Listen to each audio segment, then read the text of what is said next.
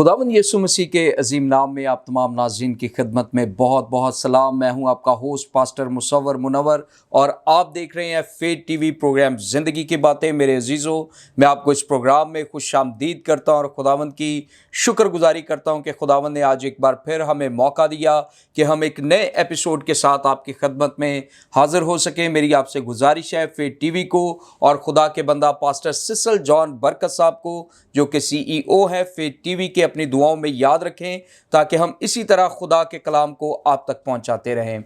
आज इस एपिसोड में जिस टॉपिक पर हम बात करेंगे वो है मुक़द्दस दानियेल की किताब का दूसरा बाब, जो कि एक बहुत ही अहम चैप्टर है। और इस बाब में हम देखते हैं नबूकदनेस्सर जो बादशाह था उसका एक ख्वाब है जिसकी ताबीर मुक़द्दस दानियेल करते हैं, और इसी के ताल्लुक से बहुत सारी बातों को आज हम खुदा के कलाम में से सीखेंगे। और आज इस टॉपिक पर हमारी रहनुमाई के लिए जो खादिम स्टूडियो में हमारे साथ मौजूद हैं, मैं उनका तारुफ आपके साथ करवाना चाहता हूँ। हमारे साथ हैं एल्डर एडवन लतीफ़ साहब, जिनका ताल्लुक Pakistan seventh day Adventist church के साथ है और Pakistan Adventist seminary and college में एज साइंस टीचर और फिर 10 साल सीनियर हेडमास्टर इन्होंने अपनी खदमात को सर अंजाम दिया। और इसके साथ ही साथ पाकिस्तान सेवंथ डे एडवेंटिस्ट में एज एजुकेशन डायरेक्टर भी अपनी खदमात को सर अंजाम दे चुके हैं, और अभी Pakistan seven day Adventist northern section में एज एग्जेक्टिव सेक्रेटरी के तौर पर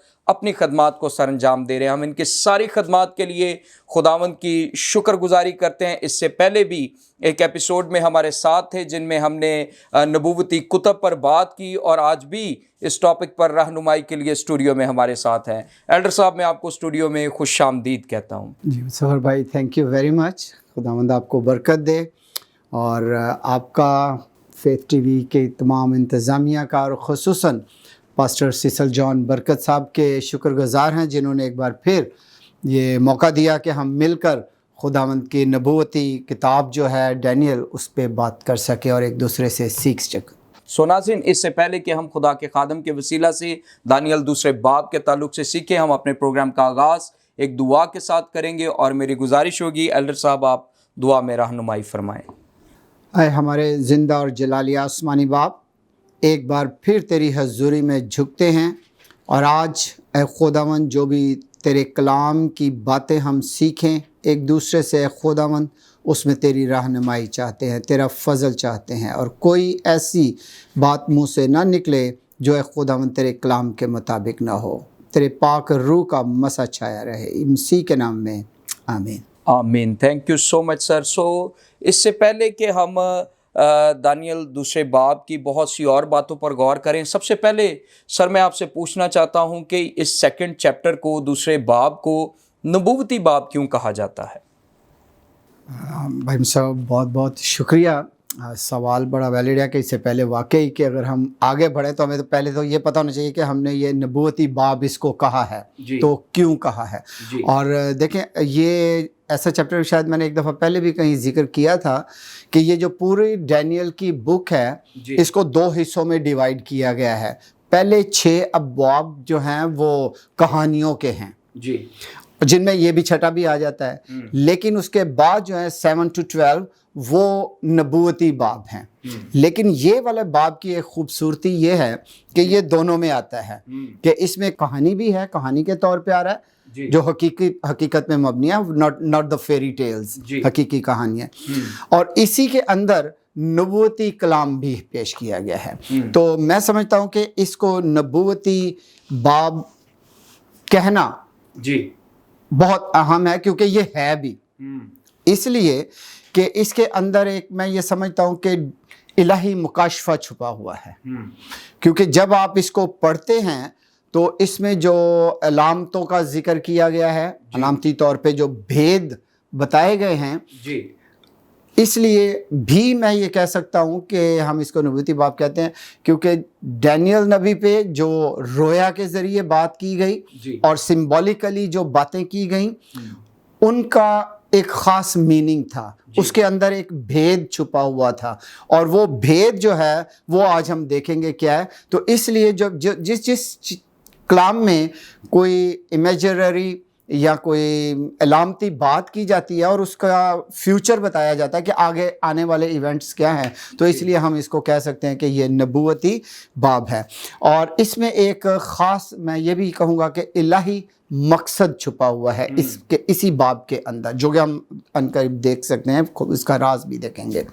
تو اس لیے کیونکہ الہی مقصد ہے، اور وہ خاص مقصد اوور آل جو ہے اس کے اندر میں یہ کہتا ہوں کہ how the nations fall and raise، کہ حکومتوں کا عروج و زوال آتا ہے، اور یہ خداوند کے منصوبے کے مطابق ہوا، ہر زوال ہر عروج اس کے مطابق ہوا. تو اس لیے 600 سال پہلے، اور اب میرا خیال ہے کہ 2500 سال سے زیادہ سال ہو گئے ہیں جن میں وہ اس وقت باتیں بیان کی گئیں اور اب پوری ہوئی ہیں، ہو چکی ہیں. تو اس لیے میں یہ ڈیفینیٹ کہتا ہوں کہ it's a prophetic book and it's a prophetic chapter.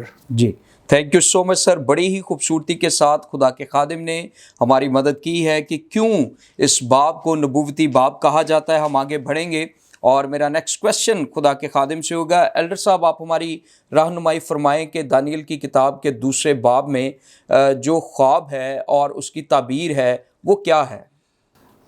سب سے پہلے تو میرا خیال کہ ہم اگر سب جانتے ہیں لیکن ایک دفعہ پڑھ لیا جائے دوبارہ تو رینیو ہو جائے گا. ذرا دوسرے باب کی 31ویں آیت سے ذرا دیکھیں اور 35ویں آیت تک یہاں پہ لکھا ہوا ہے، بلکہ آپ اگر ہماری مدد کریں تو زیادہ اچھا ہوگا. یہاں پر لکھا ہے، اے بادشاہ تو نے ایک بڑی مورت دیکھی، وہ بڑی مورت جس کی رونق بے نہایت تھی تیرے سامنے کھڑی ہوئی، اور اس کی صورت ہیبت ناک تھی.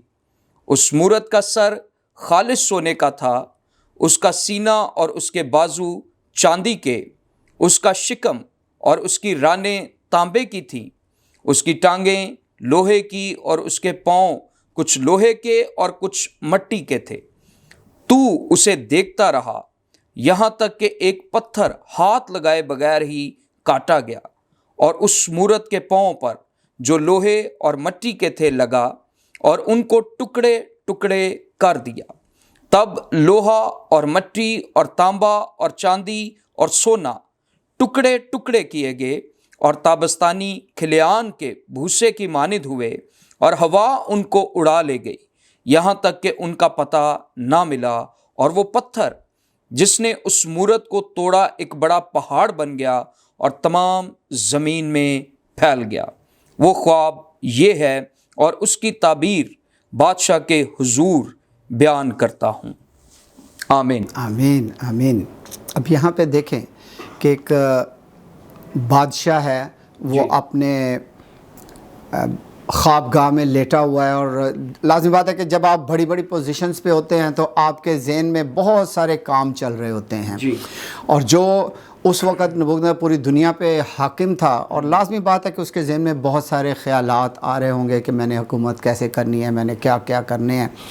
تو جب وہ لیٹا ہے تو اپنے خوابگاہ میں ایک خواب اس کو نظر آیا، اور جب وہ اٹھتا ہے، اور وہ اس کے لیے بڑا ہیبت ناک سا خواب تھا.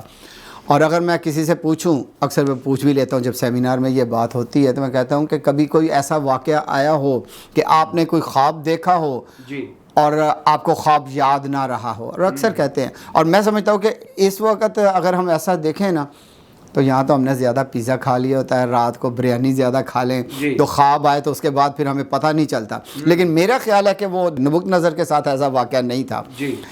اس لیے نہیں تھا کیونکہ یہ ایک الہی انتظام تھا، ایک الہی پیغام تھا، اور خدا نے اپنا جلال اپنے بندہ، اپنے پیارے نبی ڈینیل کے ذریعے کچھ ظاہر کرنا تھا.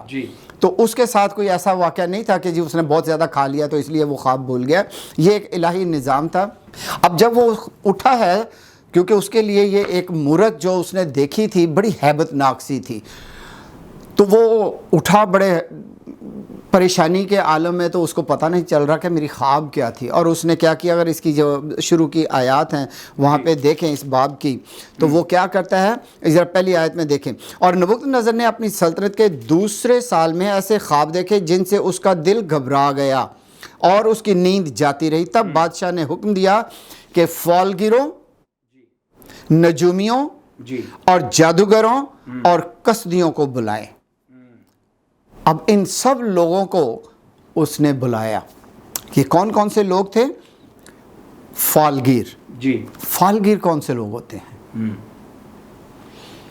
یہ اس وقت کے وہ لوگ تھے جو لائک کسی بکرے کا گوٹ کا جگر نکالتے تھے.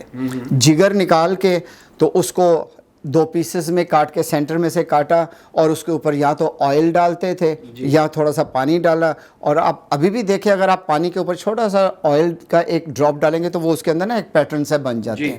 تو یہ وہ لوگ تھے جو پیٹرن بنا کر تو جی بادشاہ کی حضوری میں کھڑے ہو کر جو پیٹرن کو پڑھ کے تو آگے والے فیوچر کے حالات بتاتے تھے. ان لوگوں کو بلایا گیا. نجومیوں کو، نجومی ستاروں کے مطالعہ کرتے تھے اور ستاروں کے پیٹرنز جو ہوتے تھے ان کو پڑھ کر تو بتاتے تھے کہ جی فیوچر آپ کا یہ ہے. پھر آپ کے آ جائیں وہ کہہ رہے جادوگر. جادوگروں سے تو یہ پاکستان کے اندر تو عام ہے، اس لیے مجھے اس کی ڈسکرپشن کی ضرورت نہیں ہے. عام طور پہ جادوگر کیا کرتے ہیں کہ جو مر گئے ہیں لوگ، مردوں کو، ان کی روحوں کو بلا کر تو ان سے کیا حال پوچھتے ہیں کہ جی فلاں کا کیا حال ہے، فلاں کا کیا حال ہے، مستقبل میں کیا ہوگا. یہ وہ جادوگر کرتے ہیں. کسدی لوگ کون تھے؟ کسدی انہیں کہتے ہیں اس وقت بابل کے جو سب سے عالم لوگ ہوتے تھے، پڑھے لکھے لوگ ہوتے تھے، دانشمند لوگ ہوتے تھے، ان کو کسدی کہا جاتا تھا بابل کے. ان سب لوگوں کو اس نے بلایا اور کہا کہ بھئی آؤ اور مجھے خواب بتاؤ، میرا خواب کیا تھا. اب یہ سارے لوگ آئے. اگر آگے ہم پڑھتے جائیں تو دیکھیں 4 آیت میں لکھا تب کسدیوں نے بادشاہ کے حضور ارامی زبان میں عرض کی کہ اے بادشاہ اب تک جیتا رہ، اپنے خادموں سے خواب بیان کر اور ہم اس کی تعبیر کریں گے. او بھائی وہ کہہ رہا ہے کہ نہیں، میں آپ کو کہہ رہا ہوں کہ مجھے خواب بتاؤ. تعبیر سے پہلے تم خواب بتاؤ. پہلے خواب بتاؤ. اب وہ اس کو یہ پتا تھا کہ بھول تو گیا تھا، لیکن اب اس کو ان کی چلاکی کی سمجھ آ رہی تھی کہ یہ ان کو خواب بتا دیا تو کوئی نہ کوئی اپنے گیس کریں گے اور جھوٹی من گھڑت کہانیاں بتا دیں گے جی فیوچر میں یہ ہونے کا یہ ہونے کا. تو اس نے یہ کہا کہ اگر تو یہ مجھے خواب بتا دیں گے تو اس کا مطلب کہ تعبیر بھی ان کی سچی ہوگی. اب اس نے کہا کہ نہیں، میں نے حکم جاری کر دیا کہ اگر آپ لوگوں نے اس کا خواب نہ بتایا تو اس کی تعبیر نہ بتائی تو آپ کو مار دیا جائے گا، ایون کہ آپ کے گھروں کو مٹا دیا جائے گا. پھر دوبارہ کسدی کہنے لگے اور نجومی بھی کہ ایسا کوئی بھی بندہ نہیں ہے اس دنیا میں جو آپ کا خواب بتائے اور پھر تعبیر بتائے. ہمیں آپ خواب بتاؤ تو ہم اس کی تعبیر بتائیں گے. بادشاہ نے کہا کہ نہ بھائی، میں تو حکم جاری کر چکا ہوں کہ مجھے کیا کرو، پہلے خواب بتاؤ پھر اس کی تعبیر بتاؤ. بڑی عجیب سے وہ لوگ پریشانی میں آ گئے. اب اس نے حکم جاری کر دیا کہ یہ سب لوگ نجومی، کسدی، یہاں کے جو بھی ہیں سارے لوگ، فالگیر وغیرہ، یہ سب بیکار لوگ ہیں، ان کو کچھ پتہ نہیں ہے، ان کو مار دیا جائے. حکم جاری کر دیا، ڈکری جاری ہو گئی. اب لوگ جو ہیں سب کو مارنا شروع کر دیا. ان لوگوں کو جو بھی اپنے آپ کو فالگیر کہتے تھے، کسدی کہتے تھے، سب کو مارنا شروع کر دیا. اب جو اس حکم کی فرمان روائی کرنے کے لیے، حکم کو تکمیل تک پہنچانے کے لیے مقرر کیا گیا تھا، وہ اب ڈھونڈتا پھر رہا ہے ڈینیل اور اس کے ساتھیوں کو بھی. جب وہاں تک پہنچا، اور وہ اس لیے نہیں ڈھونڈ رہے تھے کہ وہ فالگیر تھے یا وہ جادوگر تھے یا وہ نجومی تھے، نہیں، ان کا شمار کن میں ہو رہا تھا؟ دانشمندوں میں، کسدیوں میں. تو جب ان تک پہنچے تو کیا ہوا ہم سب جانتے ہیں کہ اس نے کہا کہ بھائی آپ کیوں ہمیں مارنے آئے ہو؟ وجہ تو جب ان کو وجہ بتائی گئی تو ڈینیل نہیں چاہتا تھا کہ میرے ساتھی جو دوست ہیں یا اور میری طرح کے جو باقی لوگ بچ گئے ہیں وہ مارے جائیں. اس نے کہا کہ مسئلہ بتائیں کیا ہے. انہوں نے جب مسئلہ بتایا کہ بھی ڈگری جاری ہو گئی ہے، بادشاہ صاحب کہہ رہے ہیں کہ جی خواب بتاؤ اور اس کی تعبیر بتاؤ، کہتا ہے کہ ہمیں تھوڑی سی مہلت دی جائے. اب جب وہ مہلت لی تو مہلت کا مقصد کیا تھا؟ کہ وہ خدا کے سامنے دعا کریں. اب رات کو ڈینیل اور اس کے ساتھی جو ہیں وہ گھٹنے نشین ہو گئے، خداوند کے حضوری میں دعا کرنے لگے. اب یہاں پہ دیکھیں کہ یہ کہانی کا یہ والا حصہ جو ہے، کہ اس کو کہانیوں میں بھی شامل کیونکہ کرتے ہیں اور نبوت میں بھی، تو کہانیوں کے حصے میں اگر یہاں پہ ہم دیکھیں تو ہمارے ایمان میں ایک مضبوطی ملتی ہے اور ہمت بھی ملتی ہے کہ ان کا ایمان تھا کہ بھائی ابھی ہمیں تھوڑی سی مہلت دو, ہم خدا سے مانگ لیتے ہیں کیا مانگ. تو وہ جب دعا کرتے ہیں تو خدا نے ان کو جواب دیا تو ڈینیل کو واضح کر دیا کہ یہ خواب کیا تھی اور اس کی تعبیر بھی بتا دی. تو لہٰذا جتنے بھی سامعین دیکھنے والے اور سننے والے ہیں ان سے درخواست یہی ہے کہ اگر ڈینیل کی دعا کا جواب خدا دے سکتا ہے تو بھائی مصور آپ کی اور میری دعا کا بھی جواب دے گا. اور ایک بڑے بحران سے جو کہ قتل کرنے کا تھا اس سے بھی وہ بچ گئے. تو لہٰذا اس حصے میں میں یہ کہوں گا کہ دعا ایمان کے ساتھ جو بھی کی جاتی ہے خدا اس کا جواب دیتا ہے. آمین آمین. اب آگے چلیں. جب رات کو اس کو پتہ چل گیا, ڈینیل کو خدا نے عیاں کر دیا اس پہ, تو کہتا ہے کہ چلو بادشاہ کے پاس میں میرا خدا بتائے گا. اس نے یہ نہیں کہا کہ میں بتاؤں گا, اس نے کہا میرا خدا بتائے گا. جی, یعنی وہ خود پر ڈیپینڈ نہیں کر رہا, خود پہ نہیں, خدا پر ڈیپینڈ کر رہا. بالکل ایگزیکٹلی. تو ہم بھی جب کوئی کام ایمان سے دعا کر لیتے ہیں اور جب خدا پہ ڈیپینڈ کرتے ہیں then God helps us, God stays with us. سو لہٰذا یہاں پہ بھی تب ڈینیل 14ویں آیت میں, تب ڈینیل نے بادشاہ کے جلوداروں کے سردار اریوک کو جو بابل کے حاکموں کو قتل کرنے کو نکلا تھا, یہ ساری اس نے درخواست کی اور اسی کو پھر اس نے کہا کہ بھئی اب چل, میرے خدا نے مجھے جواب دے دیا. اب جب وہاں پہ پہنچتا ہے تو پھر بادشاہ سے عرض کرتا ہے اور اس کو وہ سارا خواب جو ابھی آپ نے پڑھا وہ بیان کر دیتا ہے. جب خواب سارا بیان کرتا ہے تو اس نے کہا کہ اے بادشاہ تو نے ایک مورت دیکھا ہے اور اس مورت کا سر جو ہے وہ سونے کا ہے, بازو اور چیسٹ جو ہے وہ چاندی کا. ہاں میں نے یہی خواب دیکھا. وہ لازمی بات ہے, ایسے ہی کہہ رہا ہوگا, اس کو یقین ہو گیا کہ یہ بندہ ٹھیک ہے. پھر اس نے آگے بتایا کہ اس کی ٹانگیں جو ہیں وہ لوہے کی شکم اور پاؤں جو ہیں وہ مٹی اور لوہے کے ہیں.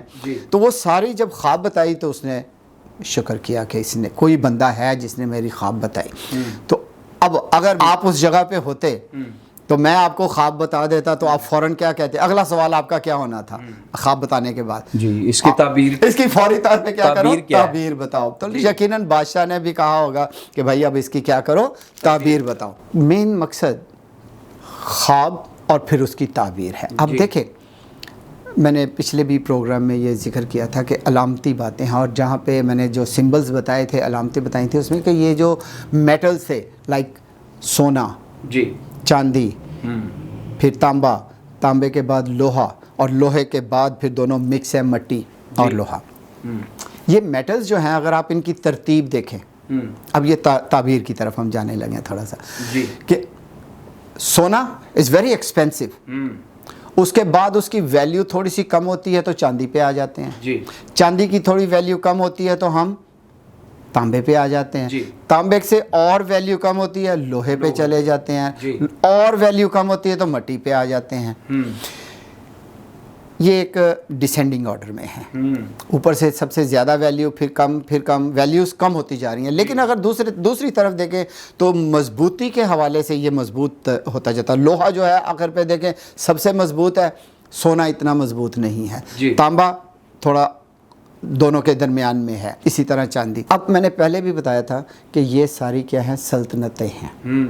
اب ڈینیل جب اس کو بتا رہا ہے تو دیکھیں, میں چاہوں گا کہ آپ پڑھیں ذرا اس کی 36. جی, لکھا ہے, وہ خواب یہ ہے اور اس کی تعبیر بادشاہ کے حضور بیان کرتا ہوں. اے بادشاہ, تو شہنشاہ ہے جس کو آسمان کے خدا نے بادشاہی اور توانائی اور قدرت اور شوکت بخشی ہے, اور جہاں کہیں بنی آدم سکونت کرتے ہیں اس نے میدان کے چرندے اور ہوا کے پرندے تیرے حوالے کر کے تجھ کو ان سب کا حاکم بنایا ہے. وہ سونے کا سر تو ہی ہے, وہ سونے کا سر تو ہی ہے. سو لہٰذا یہاں سے اب تعبیر شروع ہو رہی ہے کہ وہ جو میٹل تھا, سونا جو تھا, وہ ایک بہت بڑی جسے کہتے ہیں رچنس, گریٹنس, اور جس کے پاس سونا ہوتا ہے کہتے ہیں بڑا ویلدی ہے بندہ ہے. تو وہ سونے سے ظاہر کہ بھئی بادشاہ یو آر اے گریٹ, तू बड़ा अजीम है, तू बड़ा रिच है, तेरी शान व शौकत बड़ी अजीम है। सो वो सोने का सर जो है वो बेसिकली तू है। तू से मुराद ये नहीं कि वो ज़ाती तौर पे तू है, उससे मुराद ये थी कि उसकी सल्तनत, उसकी रियासत थी जी, ठीक है। तो लिहाजा वो बादशाह बड़ा खुश हुआ, लेकिन उसके साथ ही आगे ज़रा देखें जी, आगे वो क्या क्या देता है, और तेरे बाद एक और सल्तनत बर्पा होगी। जैसे ही उसने लाजिम बातें बताया होगा कि तेरे बाद एक और सल्तनत बर्पा होगी, तो वो थोड़ा सा परेशान हो गया होगा, सोने का मैं और मेरे बाद फिर बादशाह। वो तो सोच रहा होगा कि अब सारी उम्र मैंने ही बादशाह रहना, मेरी हुकूमत रहेगी ता हयात। लेकिन आगे जरी प्लीज। और तेरे बाद एक और सल्तनत बर्पा होगी जो तुझसे छोटी होगी, और उसके बाद एक और सल्तनत तांबे की जो तमाम ज़मीन पर हुकूमत करेगी, और चौथी सल्तनत लोहे की मानिंद मजबूत होगी, और जिस तरह लोहा तोड़ डालता है और सब चीज़ों पर गालिब आता है, हाँ, जिस तरह लोहा सब चीज़ों को टुकड़े टुकड़े करता और कुचलता है, उसी तरह वो टुकड़े टुकड़े करेगी और कुचल डालेगी। आमीन। अब यहाँ पे देखें सल्तनतें, पहली सल्तनत सोने की, और वो तू है, तू से मुराद नबूकदनज़र, और नबूकदनज़र की बादशाहत क्या थी, बाबल। सो पहली सल्तनत बाबल की सल्तनत। अब आगे ही वो बता रहा है कि चांदी की है जो तुझसे कुछ कम तर होगी जी, और वो चांदी की जो थी वो मद फारस की हुकूमत थी। और ये आगे हम चल के देखेंगे कि इनकी तारीखें और हिस्ट्री के हवाले से भी कि ये ठीक है। और फिर उसके बाद मद फारस के बाद कौन सी आएगी, रोम की सल्तनत आ गई, बड़ी मजबूत थी। और रोम के आगे जब आप देखें कि जो आपने पढ़ा था कि वो पाँव जी मट्टी और लोहे के थे, और वो रोम देखें डिवाइड हो गया, हुकूमतें डिवाइड हो चुकी हैं जी। और लिहाजा मैं ये कहूँगा कि पहली हुकूमत जो थी वो बाबल की, दूसरी मीडो पर्शिया, फिर यूनान, और यूनान के बाद फिर रोम की हुकूमत आती है जी। और रोम के बाद जो हुकूमतें डिवाइड हुई, फिर उसका जिक्र यूरोप में आएगा कि यूरोप अब तक डिवाइड है और आगे भी डिवाइड रहेगा, क्योंकि ये मेरे ज़िंदा कलाम की बात है। एल्डर साहब बहुत शुक्रिया, बड़ी खूबसूरती के साथ आपने इस सवाल का बड़ा मुफस्सल जवाब दिया, और यकीनन इस ख्वाब और इसकी ताबीर के बारे में आपने बड़े वाज़िह तौर पर हमें बताया है।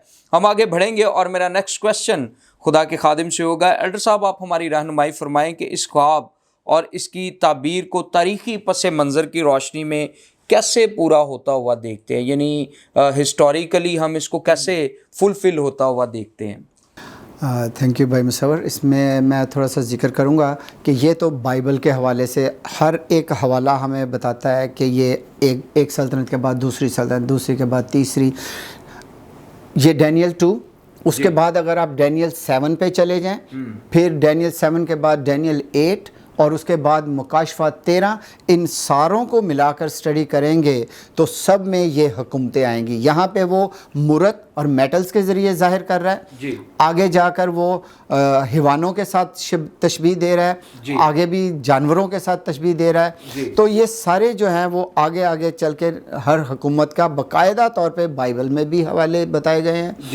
कि कौन सी हुकूमत कब और किससे ज़ाहिर हो रही है। इसी तरह से डैनियल, रेवलेशन और हिस्ट्री की बुक्स, तीनों को स्टडी करें तो फिर आपको पिक्चर बिल्कुल वाज़े हो जाएगी, और वो हिस्ट्री वाज़े तौर पे बताएगी कि what the Bible is saying is 100% true, कि उसके अंदर जितनी भी पेशन गोइयाँ की गई हैं वो पूरी हुई हैं, हो रही हैं, और जो बाकी हैं वो होती रहेगी। तो लिहाजा अगर आप बाइबल हिस्ट्री, वर्ल्ड हिस्ट्री की स्टडी करें तो उसमें आपको पता चलेगा कि नबूकदनज़र की जो बादशाहत है, ये जब नबूवत जिस दौर में होती है उधर से आगाज़ होता है। तो हम देखते हैं कि नबूकदनज़र ने 605 में हमला किया, और 605 में ये डैनियल और उसके साथियों को लेकर आए जी। फिर उसके बाद हमला किया, और तीसरी बार हमला किया तो सारा कुछ बर्बाद करके रख दिया जी। इसका मतलब कि 605 से ये नबूवत का आगाज़ होता है। अब यहाँ पे एक और छोटी सी बात गौर तलब है, और नबूकदनज़र ने अपनी सल्तनत के दूसरे साल। अब यहाँ पे ये दूसरा साल जिक्र कर रहा है, लेकिन जब आप हिस्ट्री को देखते हैं इसके साथ, तो मैं कहूँगा कि ये दूसरा साल, मैं स्पेशली ये बात उन लोगों के लिए करना चाहता हूँ जो कहते हैं कि नहीं भाई यहाँ पे बाइबल की कंट्रडिक्शन है। बाइबल में ये कंट्रडिक्शन नहीं है। मैं ये वाज़े करना चाह रहा हूँ यहाँ पे कि दूसरा साल नहीं, तीसरा साल कहेंगे। वो तीसरा साल क्योंकि बाइबल में वो जो डैनियल है उसको 3 साल के लिए यूनिवर्सिटी में रखा था जी। तो 3 साल यूनिवर्सिटी में, 605 में वो आए जी। तो उस वक्त उनको यूनिवर्सिटी में डाल दिया कि 3 साल वो शाही खाने खाएं और शाही तरबियत हासिल करें, अरामिक ज़बान सीखें, तो वो 3 साल। तो वो कहते हैं जी वो तो 3 साल थे, तो यहाँ पे तो 2 साल लिखा है, ये बाइबल कंट्रडिक्शन आ गई है। मैं बता रहा हूँ कंट्रडिक्शन नहीं है, ये हकीकत है।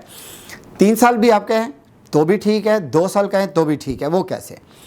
1 साल जो होता है वो बादशाह की तरबियती साल होता है जी। और उसको वो काउंट नहीं करते। अगला साल जब वो रूलिंग शुरू करता है तो उससे शुरू वहां से काउंट जी। सो पहला साल जो था वो तरबियती था नबूकदनेस्सर का, ठीक है, जब वो लेकर आया जी 605 वाला। अब आगे से उसने शुरू किया रूलिंग। सो रूलिंग का दूसरा साल था, लेकिन दर हकीकत में वो तीसरा था अगर आप वो उसका सक्सेसिव ईयर जो है उसको काउंट करते हैं। सो बात क्लियर हुई कि तीसरा साल और दूसरा साल एक ही।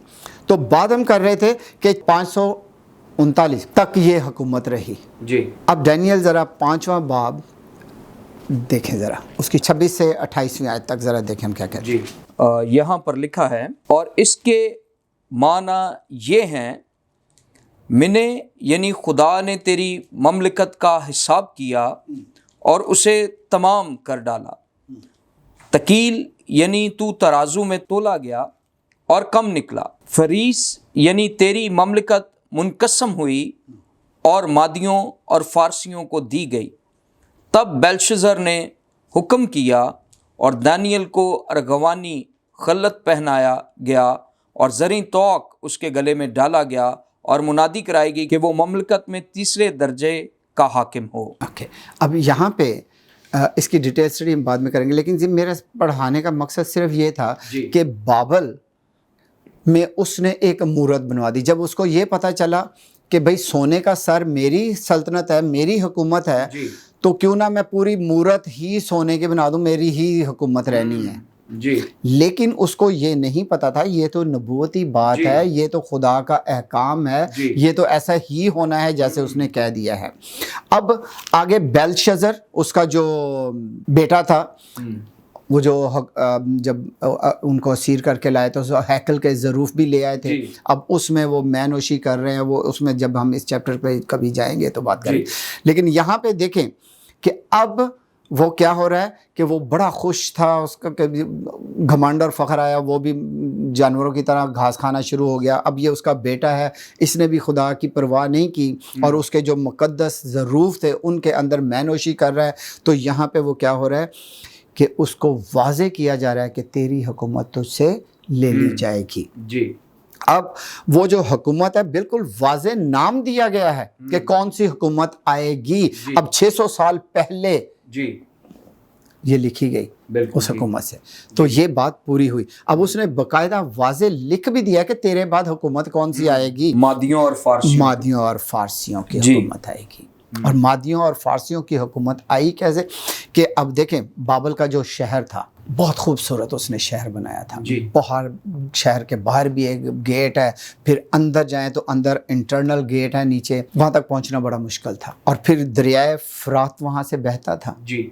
वहाँ पे इरिगेशन बहुत थी और वो कहते हैं कि वहाँ के सब्जियां, फल, फ्रूट, हर चीज़ इतनी वाफर मिकदार में थी, पानी भी, कि 20 साल तक वो कुछ ना करें तो कुछ नहीं हो सकता था। अब ये जो मादी और फारसी और उनकी जो सड़कें थी, बाउंड्री वॉल्स ख़ास तौर पे दीवारें, वो कहते हैं कि इतनी वसी थी कि अगर 2 चैरियट्स, 2 रथ आपस में ऐसे इकट्ठे जी उसके ऊपर भगा सकते थे, इतनी बड़ी बड़ी वो दीवारें थी। अब ये मादी और फारिस जो है ना, उन्होंने उस शहर के गिर्द कैंप लगाए। जब कैंप्स लगाए तो ये लोग जो थे बाबली लोग, یہ دیواروں پہ کھڑے ہو کر تو ان کو فروٹ پھینکتے تھے, سبزیاں پھینکتے تھے کہ یہ شاید مانگنے والے آئے ہیں, بھیک مانگ. اب ہوا کیا کہ یہ جس کا نام میرے خیال پہلے بھی ذکر کیا تھا, 150 سال پہلے ذکر آ گیا تھا خورس بادشاہ, جی, مادہ فارس کا, فارسی. اب اس کا ذکر بھی خداوند نے پہلے سے ہی کہہ دیا تھا کہ یہ دریا اس کے لیے خشک ہو جائے گا, گیٹ اس کے لیے بند نہیں ہوں گے. اس نے کیا کیا کہ ٹنلز بنائے اور دریا کا رخ ان کی طرف, صحراؤں کی طرف کر دیا. دریا خشک ہو گیا جی, اور یہ نیچے سے اس کے گھر چل گئے, شہر میں داخل ہوئے. شہر میں جب داخل ہوئے تو کیسے, اب یہاں پہ جو آپ نے پڑھا کہ وہ کیا کر رہے تھے, مے نوشی کر رہے تھے. اور وہ جب مے نوشی کر رہے تھے تو وہ اس کے نیچے گئے اور اس مے نوشی میں سب مگن تھے, اور جو انٹرنل گیٹس تھے وہاں پہ کوئی بھی نہیں تھا, وہ بھی کھلے کے کھلے تھے. لہٰذا یہ نیچے سے جا کے جب انٹرنل گیٹ پہ گئے, کھلے ملے, اور انہوں نے اس کا کیا کیا, محاصرہ کیا اور بیلشازر کو اریسٹ کر لیا. تو لہٰذا خورس بادشاہ نے حکومت سنبھال لی. سو لہٰذا جو سائرس تھا اس نے اس کا خاتمہ کیا, اس پہ اٹیک کیا, اور اس کے بعد اگر آپ ذرا دیکھیں, چلیں میں وقت کی کمی ہے تو حوالہ نہیں دے سکتے, باقاعدہ اس میں سائرس کا نام واضح طور پہ لکھا ہوا ہے. اگر کسی کا بھی پڑھنا ہو تو آپ یسایہ 44 باب اس کی 27ویں آیت میں دیکھیں گے کہ دریا جو ہیں وہ خشک ہو جائیں گے. یہ کون بتا رہا ہے؟ بائبل بتا رہی ہے کہ بھی سائرس آئے گا, دریا خشک ہو جائے گا اور اس کے گیٹ ان کے لیے بند نہیں ہوں گے. پہلے سے ہی ایک نبوت ہو چکی تھی اور وہ یہاں پہ پوری ہو رہی ہے. لہٰذا اس کے بعد اگر آپ دیکھیں, میڈو پرشیا 539 سے 331 تک اس نے حکومت کی, اور اس کے بعد آ گئی یونان کی حکومت. اور یونان کی حکومت میں جب بھی نام لیا جائے گا پوری دنیا میں تو ایک دم کوئی آتا ہے, کس کا نام ہے؟ اسکندر اعظم کا نام آ جاتا ہے, دی گریٹ الیگزینڈر. اور گریٹ الیگزینڈر نے پوری دنیا میں دھوم مچا دی تھی کہ اس کے لیے بھی پیشن گوئی یہی کی گئی تھی کہ بڑا مضبوط ہوگا اور وہ لتاڑے گا, ٹکڑے گا, ہر طرف بھاگتا پھرے گا. واقعی ایسا ہوا. اور اس کے بعد پھر حکومت آ گئی روم. روم کی حکومت بھی لوہے کی تھی, وہ مضبوط تھی, اور بہت سب سے عرصہ زیادہ اس نے حکومت کی. اور تقریباً میرے خیال میں وہاں کے حاکم جو تھے, ایک وقت آیا کہ ڈیوائیڈ ہو گئے, حکومت ڈیوائیڈ ہو گئی مٹی کے پاؤں والی. اب جب وہ ڈیوائیڈ ہوتی ہے تو آج تک ہم دیکھتے ہیں کہ وہ یونین ان کا نہیں ہو سکا, یونیشن. اب انہوں نے کوشش بے شک کی ہے کہ وہ سارے اکٹھے ہو جائیں, لیکن ہو نہیں پائے, اور نہ ہی وہ ہو پائیں گے. ایک یہاں پہ حوالہ میں چاہوں گا کہ آپ دیکھیں, دوسرے باب کی 43 ورس پڑھیں ذرا, 43ویں آیت. یہاں پر لکھا ہے, اور جیسا تو نے دیکھا کہ لوہا مٹی سے ملا ہوا تھا اور بنی آدم سے آمیختہ ہوں گے, لیکن جیسے لوہا مٹی سے میل نہیں کھاتا ویسے ہی وہ بھی باہم میل نہ کھائیں گے. جی. اب یہاں پہ اگر آپ ڈنمارک میں جائیں تو وہاں پہ جو یورپ کا فیملی ٹری بنایا ہوا ہے تو وہاں پہ دیکھیں گے کہ ڈویژن ہو چکی ہے.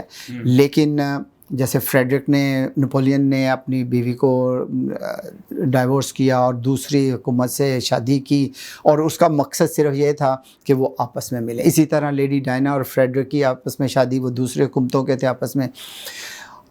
یہ سب کچھ ثابت ہو رہا ہے کہ وہ آپس میں میل کھانے کی کوشش کریں گے لیکن مل نہیں پائیں گے. سو آمیختہ کا مطلب یہی ہے کہ انٹر میریجز, کہ وہ آپس میں انٹر میریجز کریں گے تاکہ کسی طرح سے ان کا میل ہو جائے. لیکن کیونکہ خداوند کا قول ہے اس لیے وہ ایسا نہیں ہو سکا. جو نبوت کی گئی ہے اس نے پورا ہونا ہی تھا, ہونا ہی ہے اور ہو کر رہنا ہے. جی, پریز گاڈ. بڑی خوبصورت باتیں. اور خدا کے کلام میں لکھا ہے آسمان اور زمین تو ٹل سکتے ہیں لیکن اس کے منہ کی باتیں ہرگز نہیں ٹل سکتی. ہم خدا کے خادم کے وسیلہ سے سیکھ رہے ہیں کہ کیسے حرف بہ حرف جو نبوت مقدس دانیل کی معرفت ہوئی یا جو نبوت اس کتاب میں موجود ہے وہ بالکل حرف بہ حرف پوری ہوئی. اور ہم دیکھتے ہیں کہ ہمارے خدا کا کلام زندہ ہے, مؤثر ہے, لا تبدیل ہے اور کبھی بدلتا نہیں اور پورا رہتا ہے، اور خدا اپنے کلام کو پورا کرنے کے لیے ہر وقت بیدار رہتا ہے۔ ہم اس ٹاپک کے تناظر میں آخری سوال کریں گے خدا کے خادم سے۔ سر، اس میں ذکر ہے ہاتھ لگائے بغیر کٹے ہوئے پتھر کا، تو میں چاہتا ہوں کہ بتا دیں کہ یہ پتھر جو ہے اس کی کیا امپورٹنس ہے، اس کی کیا اہمیت ہے؟ تھینک یو بھائی جان۔ ذرا دیکھیں اس کی 44 جو ورس ہے اسی چیپٹر کی، جی، وہاں پہ لکھا ہے اور ان بادشاہوں کے ایام میں آسمان کا خدا ایک سلطنت برپا کرے گا جی، جو تا ابد نیست نہ ہوگی اور اس کی حکومت کسی دوسری قوم کے حوالے نہ کی جائے گی، جی، بلکہ وہ تمام مملکتوں کو ٹکڑے ٹکڑے اور نیست کرے گی اور وہی ابد تک قائم رہے گی۔ یہ ایک حکومت ہے، یہ کون سی ہے؟ جیسا تو نے دیکھا کہ وہ پتھر ہاتھ لگائے بغیر ہی پہاڑ سے کاٹا گیا اور اس نے لوہے اور تانبے اور مٹی اور چاندی اور سونے کو ٹکڑے ٹکڑے کیا۔ خدا تعالیٰ نے بادشاہ کو وہ کچھ دکھایا جو آگے کو ہونے والا ہے، اور یہ خواب یقینی ہے اور اس کی تعبیر یقینی ہے۔ مین کہ وہ ساری سلطنتیں، وہ ساری حکومتیں جن کا عروج و زوال آیا، وہ سب کی سب مٹ جائیں گی۔ کیسے مٹیں گی؟ کہ وہ ایک دنیاوی حکومت نہیں تھی، جیسے کہ ایک سلطنت کے بعد دوسری سلطنت آدمیوں کی آئی، ویسی نہیں۔ یہ ہاتھ لگائے بغیر پتھر جو آیا ہے وہ آسمان سے خداوند یسوع مسیح کی حکومت، اور جب وہ آئیں گے تو وہ سب جو اپنی اپنی شان و شوکت کے یا اپنے اختیار اور اپنی قدرت کو ظاہر کرنے میں گھمنڈ اور فخر کی سلطنتیں ہیں، وہ سب کی سب ٹکڑے ٹکڑے ہو جائیں گی، اور یہ ان حکومتوں میں سے کوئی حکومت باقی نہ رہے گی، اور صرف رہے گی تو وہ میرے خداوند کی حکومت جو ہوگی وہ رہے گی۔ تو وہ پتھر جو ہے بیسیکلی ریپریزنٹ کر رہا ہے خداوند یسوع مسیح کی حکومت کو۔ اور جیسا مکاشفہ کی کتاب میں بھی لکھا ہوا ہے، دنیا کے بادشاہوں پر حاکم، سو ابدی اور ازلی بادشاہی ہمارے خداوند یسوع مسیح کی ہے۔ Praise God. So thank you so much elder صاحب، خداوند آپ کو برکت دے۔ بڑی ہی خوبصورتی کے ساتھ آپ نے دانیل کے دوسرے باب کے تعلق سے اور اس خواب جو نبوکت نظر نے دیکھا اور پھر اس کی تعبیر کے تعلق سے اور ان حکومتوں کے تعلق سے بڑی وضاحت کے ساتھ آپ نے بتایا ہے۔ خداوند آپ کو برکت دے۔ سو یہاں پر ہمارے پروگرام کا وقت ختم ہوا جاتا ہے، لیکن اس سے پہلے کہ ناظرین میں آپ سے اجازت چاہوں، میں خدا کے خادم کا شکریہ ادا کرنا چاہتا ہوں۔ ایلڈر صاحب تھینک یو سو مچ، آپ نے پہلے ایپیسوڈ میں بھی ہماری بڑی رہنمائی فرمائی اور اس ایپیسوڈ میں بھی آپ نے اس تعلق سے ہمارے ساتھ شیئر کیا ہے، ہم آپ کے شکر گزار ہیں۔ خداوند آپ کو برکت دے اور زیادہ حکمت بخشے اور اپنے جلال کے لیے کثرت کے ساتھ استعمال کرے۔ آمین۔ تھینک یو جی۔ خداوند اسی طرح فیتھ ٹی وی کو، اس کی ساری ٹیم کو اور خصوصاً آپ کو اور پاسٹر سیسل جان برکت کو اسی طرح آپ کثرت سے استعمال کرتا رہے تاکہ خداوند کا کلام دنیا کے کونے کونے تک فیتھ ٹی وی کے ذریعے پہنچ سکے۔ جی تھینک یو سو مچ سر۔ سو ناظرین میں آپ سے اجازت چاہوں گا، میری آپ سے گزارش ہے faith T V YouTube channel کو سبسکرائب کریں، دوستوں کے ساتھ شیئر کریں، دیکھتے رہیں فیتھ ٹی وی پروگرام زندگی کی باتیں۔ God bless you all.